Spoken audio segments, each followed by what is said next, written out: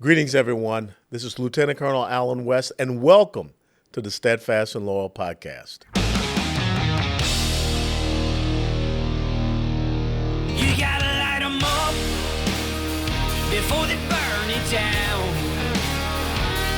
Better dig deep and put 'em in the ground. Blood on their hands, they're hellbound. Save us all. Ooh, they're gonna burn it down. Save us all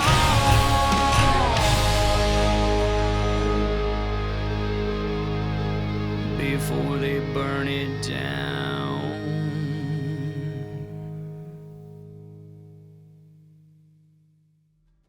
This episode of the Steadfast and Loyal podcast is brought to you by our friends at the United States Concealed Carry Association. Being a responsibly armed American is both an honor and a responsibility, and it's not one to be taken lightly.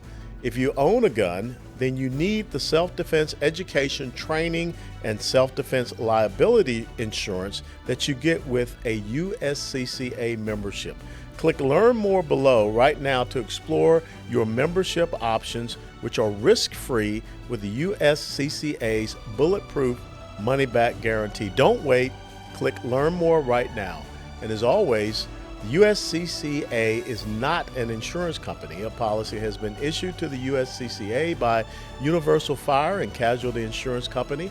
That policy provides the association and its members with self-defense liability insurance subject to its terms, conditions, limitations, and exclusions. And if you've been paying attention to what happened in the case of Sergeant Daniel Perry down in Austin, Texas, that's a reason why you need to be covered by the United States Concealed Carry Association. We'll be right back.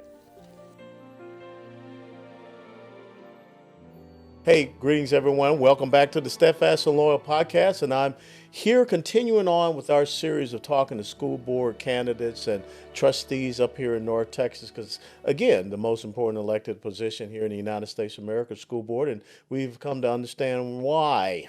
Stephanie Elad. She is from Southern California as a native. She's a good Southern Californian, so don't worry about that. I've already vetted her. She moved here to Texas 8 years ago for a job opportunity, but also to provide a better life for her family. She and her husband, Jared, settled in Frisco with their two daughters after researching quality school districts. Stephanie earned her bachelor's degree in communication from the University of California and her master's degree in speech communication from San Diego State University. Go Aztecs! You almost won the NCAA basketball championship. Additionally, Stephanie has over 20 years of professional experience in corporate human resources. She has worked for several Fortune 100 companies and is currently employed as the Vice President of Human Resources and Administration by a construction company. During the pandemic, Stephanie started to pay more attention to what was going on with her kids' education and increasingly had concerns. A seminal moment for her was when the school board president at the time, during a board meeting, said to the attendees, "This is our meeting." That didn't sit right with Stephanie, so she decided to abandon her prepared speech and publicly called out the president on this comment. This led Stephanie to run for the Board of Trustees in Frisco Independent School District, and she won last May for a 3-year term. Also, we have with us Susan Kershaw. Susan Kershaw is a candidate for the Frisco Independent School District Board of Trustees, place number 5. She has been a resident of Frisco for 17 years and Texas for 25 years. Susan has been married to Jeff, her husband, for 18 years. They have 2 children who attend Frisco Independent School District Middle School. And Susan has been actively involved in FISD as a parent. Susan is a first-generation college graduate from the University of Mississippi, Ole Miss, Hotty Toddy, where she earned a Bachelor of Business Administration degree in marketing in 1994. She later earned an AAS in the ADN program from the Dallas County Community College District El Centro campus in 2006. Susan is a registered nurse with the Texas Board of Nursing and completed a critical care internship at Methodist Health System in 2007. Stephanie and Susan, welcome to the Steadfast and Loyal podcast. Thank you. All right, let's start with you, Madam Trustee, then you're there. You're not up for election, but you need to have some reinforcements there in the Frisco Independent School District. What have you seen? What have you experienced in your first year, Stephanie, of being on the Frisco Independent School District? Well, I think the first thing that I would say is that the concerns that I had were all validated, and so it's not when you're running, you don't always know because you're guessing, right? You're Hmm. trying to anticipate, you're just looking at it from one perspective, I guess I should say. And then when you actually get on the board and you start to serve, you see it not necessarily from a different perspective, but a deeper perspective, I guess I would say. And all the concerns that I had were validated. They are real. They are happening. These things are issues, and they're just, they're not being addressed. And I think the other insight that I've had over just this past year is really how this is more about a business, I think, in a lot of respects, than it is about educating the kids. And I put a lot of that straight on the Texas Association of School Boards. I think they're very focused on a lot of things, which aren't necessarily the right things for student learning outcomes, which is really what trustees' number one job is to help improve student learning outcomes. Susan, you hear this from Stephanie. What was it that you saw that said, I got to step up, I have to do something about this? Well, when I saw that we were losing our voice as parents in the district, that's what made me, you know, I had to step up. We had to have someone to do it. We've got 67,000 children in Frisco that deserve that. Now, what did you see during the pandemic specifically that troubled you with your children? I mean, what curriculum issues have you seen, or what indoctrination issues have you seen in regards to your own two children, Susan? Well, it was the ongoing and continuing ongoing of the separation, the isolation of the children, the masking of the children. That wasn't some, as a nurse, as an ICU nurse for 12 years in surgical trauma ICU, I saw that as really just punishment for the children. They don't understand that. And the mask, they're not effective for what we're talking about, for the tiny viral particles that we were hoping to achieve, that sort of protection from. So you can't protect from something like that with the little t-shirt mask and that kind of thing. So the children, they didn't understand what was going on. And I just hoped at the time for better leadership to help us all kind of out of that mess. Now, Stephanie, what's the current composition of the trustee board there in Frisco ISD? And, with Reed Bond and Susan Kershaw, if they will win. When they win, how does that help your position on the board? Well, so what I'll say is that we have five, what I would refer to as establishment trustees. And then we have myself and another person, Marvin Lowe, who I would call change advocates. I try not to use the conservative liberal labels. I guess you could throw that on there if you wanted, but it's really like, do we want to keep doing things business as usual, or do we want to make change and get things back on track, make sure we're focused on keeping our teachers, providing safe schools, and challenging our students to be the best that they can be? Now, when you just mentioned the TASB, the Texas Association of School Boards, we just saw over here in the Carroll ISD, South Lake, Texas, where they made the decision to get out of the Texas Association of School Boards. Is that something, Stephanie, that you think that the folks there in Frisco Independent School District you can look at? And tell us a little bit more about where you think the problem is with the Texas Association of School Boards. Well, the problem, I think, is that it's really a taxpayer funded lobby.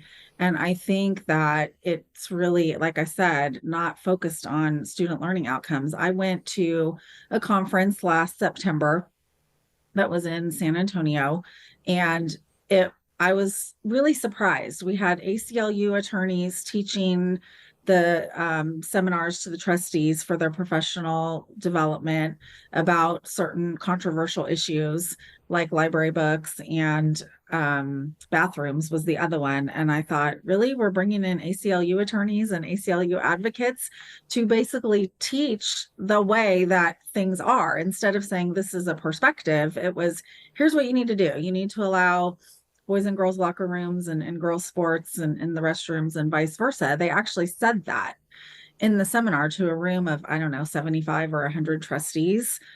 And I was honestly shocked at that. I had to walk out and clear my head because I just thought it's one thing to present a controversial issue and present that there are two sides, but to present it so one-sided as if there was only one way to look at this issue was very concerning and disturbing for me. The other thing that I noticed while I was there was that it was all about, electric school buses and lawyers and architects and, AstroTurf for the Football stadiums. campuses, right? Things like that. That was what the whole marketplace was about. There was nothing about helping students learn more.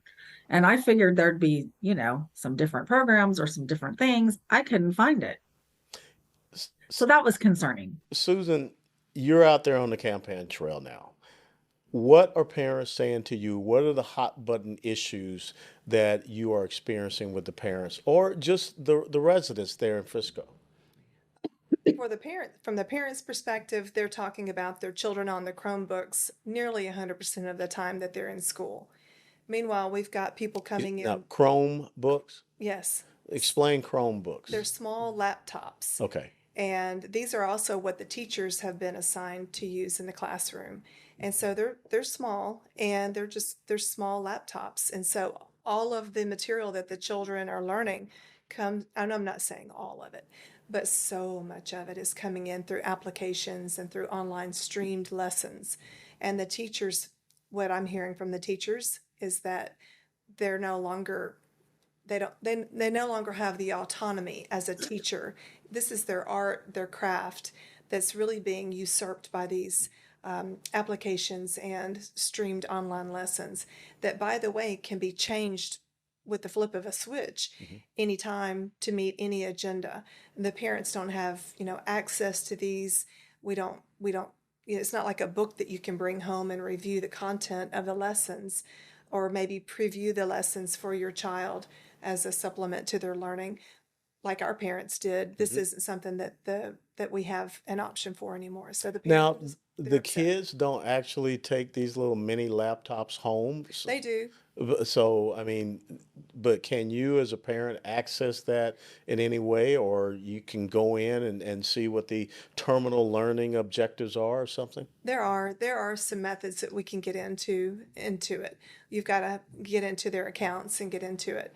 So there are some ways that you can, look at it. But as far as the streaming online, it's, there's probably options to, maybe go back in history and see some of the techniques that they're using and some of the lessons that they're using. But I'm just saying it's harder and harder for parents to go in. And it's not like opening up the textbook and seeing what the history lesson is. It's a daily streamed lesson that they're getting in real time. So it's very top down. It is not, decentralized so that the teacher in the classroom, like you just said, has the autonomy to really be able to take a lesson plan or even develop a lesson plan. Everything is pretty much so just said, here it is. You're just a monitor, a facilitator, a moderator, or what have you. Is that what's happening in our classrooms? The word facilitator has definitely come up. So instead of teacher, facilitator. And they're not happy. What's been coming back to me from the teachers is they don't want to raise our children for us. They want to teach. And me being a nurse, I have a kinship with these teachers. We don't do it for the money. We do it because we love our students. We love our patients. And we're there to do the right thing. These teachers, they know their subjects. This is their craft, their art. They want to teach it out of love. They want to bestow upon the students this knowledge that these students can carry on. And they want it to be true. I really believe that. Stephanie, one of the things that you hear a lot out there is this social emotional learning, this SEL. And I think that's kind of what Susan is saying. Teachers don't want to raise your kids. They want to educate your kids. Is that something that you have seen as an issue in your 1 year of being a trustee there? I think I've seen it more as a parent than I've seen it as a trustee, quite honestly. I do think it's an issue, and it's kind of a fine line because some things, might not be questionable to some parents, but some might be questionable to others. But I know my daughter, there was a survey that, and I opted her out of the survey, but it asked her, does she have a trusted adult at school that she can talk to? And who is that trusted adult? And I thought, I don't know that I really want her answering that. Not that I don't want her to feel comfortable with the school. And I'm not saying that I've had any issues with anyone in particular at her school, but it just seemed like kind of an invasive question to me. And so I opted her out of that survey, and I've actually been kind of opting her out of most of the optional things just because I'm just not quite sure where's that information going, who gets to see who her trusted adult is, and why do they need to know that? And again, I'm sure she goes and talks to her teachers about things, and that's fine. But I just found that question kind of concerning, and I thought it could be potentially used in a way that some parents might not like. So I think it's one of those things that could potentially be used for good, but could also potentially have some ramifications that some parents might not be comfortable with. And I think the challenge is a lot of parents don't know Well, what their kids are being asked or what's going on. Well, we've seen this not just across the nation, but even right here in Texas, where down in the Round Rock Independent School District, down in Austin as well, where, parents are losing control of their children, that teachers are basically saying, tell me this secret, and I will make sure that your parent does not know about this. I mean, how do you feel about that, Susan? I mean, it seems that this entity is usurping parental rights and freedoms. All right. Well, I've got a good example. So my daughter just got, I guess, graduated out of a speech therapy special education that she had been a part of since prior to kindergarten. And the final phase of that was to have her assessed, to get that good, clean assessment. She's done. Part of that assessment was my authorization for the assessment. And it was an electronic authorization, had the little green, check to start sign off on this. Well, luckily I read through this like 13-page document. And on page 11 of it, the speech therapist had checked off for a social evaluation and an emotional evaluation. And this is for a child who's got no manifestations of any kind of issues. She's got years of glowing records of, fantastic grades, good behavior, collaboration with the other students in the class, no problems, never a problem. And so I'm thinking, well, in the absence of a problem, why are we assessing for a problem? And so I questioned the speech therapist on this, and she admitted that she's not qualified to take a social evaluation of the child or an emotional evaluation of the child, but the psychiatrists at the district are. And so I asked her to please remove that page. There will be no social and emotional evaluations of my child. And I told her I thought that was, deceivingly embedded into a speech therapy document, and that I really didn't appreciate that at all. But she was a little bit caught unaware. She seemed to feel that was just a standard sort of authorization. It's just standard business there. And yeah. I don't think that's standard at all, because where I come from, again, as a nurse, I've created, as you can imagine, thousands of medical records for my patients, and we have to be extremely careful when we do that. Those are permanent, right? Mm-hmm. And they're digital. Mm-hmm. So it's not like they can just be easily, corrected. Same goes for our children's records. And so when you're talking about creating a permanent governmental psychiatric record on a very young child, this is serious business to me. As a medical professional, I see the potential ramifications. And it's our job as a parent and our job as a trustee to protect these children, from these things that could potentially come back and erroneously damage them in the future. Last question I want to ask both of you all. In a perfect world, okay, this school district, it flips over, Reed and Susan win. What is the agenda for next year, Stephanie? What do you think the direction should be for the Frisco Independent School District? Well, one of the things that I think needs to be done immediately is getting rid of what's called standards-based grading, which is the ideology or the philosophy, I guess, so to speak, that is allowing the kids to retest over and over again. We're eliminating homework. We're doing things called waterfall grading, which if you don't do well on this quiz and you do better on the next quiz, then that grade will waterfall over and wash out the previous quiz. And I just don't think that we're setting up our kids for success when we do things like that. So I really think we need to get back to grading policies that enable our kids to do their best work and prepare them for the real world, whether they go to college or whether they go to a trade school or go into the military or whatever it is they choose to do, work full time. We want to make sure that we're preparing them for the real world. And I've heard a lot of feedback from parents, from students, from teachers. They don't like the standards-based grading. They don't like it. And I don't think it's serving our kids. I've been a parent in this district for 10 years. And I have a college freshman right now, and I have a sixth grader. And I've seen the difference in how things have changed. Because my kids are 7 grades apart, I can see it very clearly.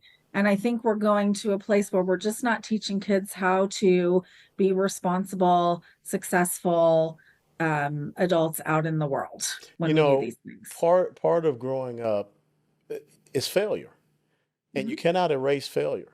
If you make an F, you can't just say, okay, if you make a C on an X, forget the F. I mean, you still made an F, and you still need to be responsible and accountable, but you have to understand that you can do better. And again, these innocuous terms that someone comes with, standards-based testing, it sounds so great. Yes, standard-based testing. But then when you get to page 11 of the 13-page application, you really find out what it's about. So I will come to you now, Susan. You're sitting there on the Frisco Independent School District Board of Trustees. What are your priorities? We've got a divide between our parents and the district right now, and this is a trust issue. So we've got to find a way to allow the parents to feel like their voices are, trust, or that their voices matter, and that they can trust the administration, that they can trust the board members to convey their messages to the administration, and that hasn't been done, as evidenced by the policies that have been put in place that the parents are shouting about for years now. The teachers, same with them. Their message is loud and clear, to the tune of 860 departures this past year. The year before it was 600. It was an abysmal failure for the district. And they doubled down and continued what they were doing and lost an additional 860. We've got to stop the hemorrhage. We've got to stop the lack of trust that the parents and the teachers have with the district. We've got to treat our teachers like the professionals that they are, highly trained professionals that they are. And we've got to get a hold of the drug crisis that's going on. As a nurse, I see it as really one of the top things that we've got to handle. And I see it as something that is this is a tragedy going on in our community. I think we need to throw everything we've got at it and not leave anything undone. There's nothing worth losing a child, and I consider this to be very serious. Why Susan Kershaw? Why Susan Kershaw? I am a mother in the district. I've got skin in the game. I know acutely what's going on with our policies. I've been following this for years, and I've got my heart and soul in Frisco. I've been a part of our community. I'm a volunteer in the community. I'm a service-oriented individual. I've got time and soul to put into this because of the skin that I do have in the game. I'm a medical professional. I think I would be probably the only medical professional on the school board, definitely now, if not maybe ever. And I think at this time it's what we need. We need that perspective. Trustee Stephanie, why is school board so important? Well, it's extremely important because it's the engine that fuels the community. When I was looking to relocate to North Texas from Southern California, where I had lived my entire life, my husband and I specifically selected Frisco because of the reputation of the schools. And we have to make sure that the actual experience lives up to the promise. And I think we've gotten away from that a little bit. And I think we can get it back on track. When we first moved to Frisco, the schools were amazing. I couldn't believe our luck. I kept telling my husband, these schools are just so fantastic. And they really were, especially coming from California. But even not comparing to California, the education was really top notch. And we've got to make sure that we keep it that way. But it does fuel our whole community. Frisco is a community of over 200,000 people. Frisco ISD is the 9th largest school district in the state of Texas. So what we do matters. We are preparing our future citizens, and they're going to vote, and they're going to work, and they're going to start companies, and they're going to serve their country, and they're going to create families. And we want to make sure that we're giving them that foundation so that they can be successful. Well, I want to thank both of you ladies for coming in. Trustee Stephanie, Elad, where can people follow you and find you out there? Stephanie4FISD.com, number 4. And Susan, where can And on people? Facebook. Okay, and where can people follow you? All right, www.susanforfriscoisdplace5.com. Thank you all so very much. And, we wish you all the best, Susan. And it was great to be at the event for you. And you have my firm and solid endorsement, as I said, and just the same as I offered that to Stephanie. And I want to see you successful. And thank you, ladies, for being the tip of the spear on this battlefield, because if we don't get back to a system of education, the future of this great nation, which so many men and women have sacrificed, it could be lost. So thank you from the bottom of my heart. Hey, everyone, thanks so very much for joining us on the Steadfast and Loyal podcast. A special thanks to Independent School District candidate Susan Kershaw here in Frisco, Texas, and also current board trustee in the Frisco ISD, Stephanie Elad, for taking time to drop by. And as always, please click the like button if you like this podcast and share it with others. And until next time, steadfast and loyal. Before they burn it down.